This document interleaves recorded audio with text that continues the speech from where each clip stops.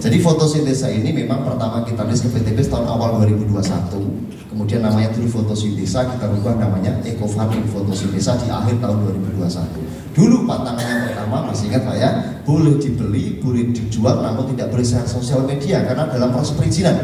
Tapi pantangan kedua masih tetap Pak, sampai sekarang, hindari tanah yang dekat makam.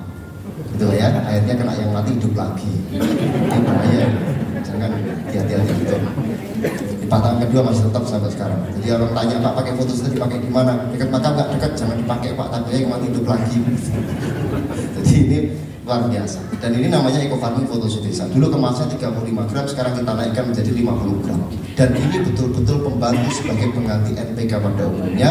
Dan Trail kemarin menggunakan fotosintesa di mix dengan Besam atau Pilo sebelumnya, ZEL kita tembus 36 ton per hektar per tahun melampaui Malaysia.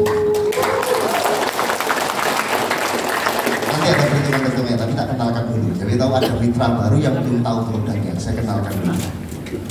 Yang pertama fotosintesa ini adalah pupuk cair Pak. Pupuk cair ini tujuannya apa? Untuk memberi makan. Pupuk untuk memberi makan. Teorinya hanya asam dan basa. Jika basa jadi pupuk, jika asam membunuh, namanya herbisida. Nah pupuk ini Pak, ini pupuk cair, buka saset, campurkan air, kemudian disiram maupun dikocorkan. Tak ingat-ingatkan lagi.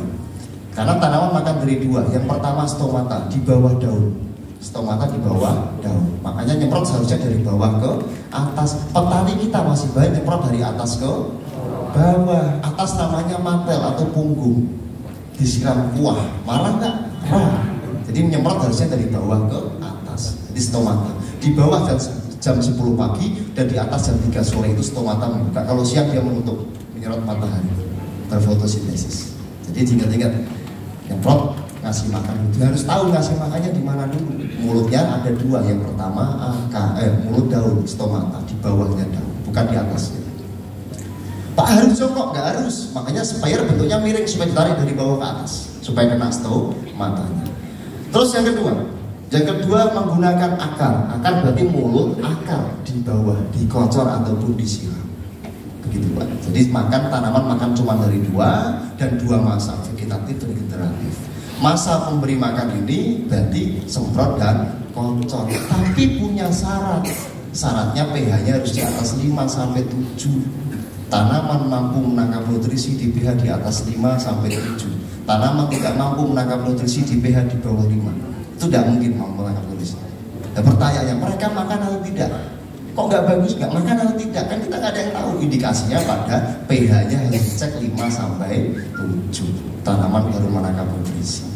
Nah, cara menaikkan pH bagaimana? Oh, banyak cara. Salah satunya ini tak terangkan. Ada menggunakan kapur dolomit atau kapur pertanian. Makanya banyak petani-petani ini rata-rata kalau musim penghujan tinggi menggunakan kapur dolomit atau kapur pertanian. Nah, kunci yang menaikkan pH bagaimana Pak? Dalam 1 hektar, dalam 1 strip pH, menaikkan 1 strip dalam 1 hektar tambahkan 1 ton. pH-nya 4 pengen ke 7 tambahkan 3 ton. pH-nya 4 pengen ke 5 tambahkan 1 ton. Loh Pak, tempat kami kan mahal dolomit. Kalau di Jawa mungkin murah, di sini mahal dolomit. Begitu kan? Pak masuk Pak, kita hanya 2-3 juta atau 4 juta kita buang ke lahan. Ada caranya nggak? Ada. Fotosintesa juga mampu meningkatkan pH ketika disemprot maupun disiram ke tanahnya. Tinggal menghitung konversi biayanya. Begitu. Jadi memang ini pupuk cair sebagai penambah nutrisi. Nah, ini buat horti semua jenis tanaman. Fotosintesa. Nah, saat ini Pak, saran kami memang kemarin ada yang kita gunakan untuk rata-rata di kebun pembibitan atau masa vegetatif. Jadi tanaman ada 2 masa, vegetatif dan generatif. Vegetatif adalah tanaman baru lahir, baru ditanam, begitu kan? Kalau mungkin dari polong, dari benih, kemudian ditaruh polipik, entah mau 35-35 atau 15-20 atau bagaimana, terjadi penjaringan. Dipindah ke lahan ke umur 10 sampai 12 bulan. 1 tahun kira-kira dipindah ke lahan. Nah, masa-masa itu berarti masa-masa vegetatif Pak, tanaman yang tidak produktif. Tanaman ada 2 masa, vegetatif dan generatif. Jadi bayi baru lahir cukup menggunakan fotosintesa saja, jangan menggunakan Besam floridis. Karena petani itu investasi, menunggu 2-3 tahun ke depan baru hasil. Diusahakan bisa menekan biaya kosnya. gitu.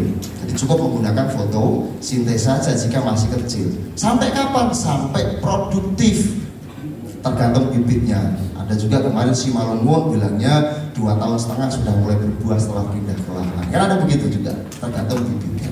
Tapi memang kuncinya kita menyuburkan fungsi daun dan batangnya karena masa vegetatif dan perbaikan akar dan tanah di bawahnya. Begitu. Jadi kalau fotosintesa ini untuk masa-masa kalau menggunakan bibit masih kecil, tanaman belum produktif, menggunakan fotosintesa. Pak, ketika sudah produktif boleh nggak? Boleh, boleh. Begitu kan? Ada kemarin yang kebun menggunakan fotosintesa hasilnya bagus, tapi yang paling bagus ada dan kita buka. Jadi pertama saya katakan dulu namanya, masih ingat lagi, ini namanya eco farming fotosintesa. Ini adalah produk kami dan saran kami memang pengguna terbaik kami menggunakan teori yang ini. Terus kemudian ini yang lagi viral juga Pak, saya sampaikan lagi yang kita lanjut ke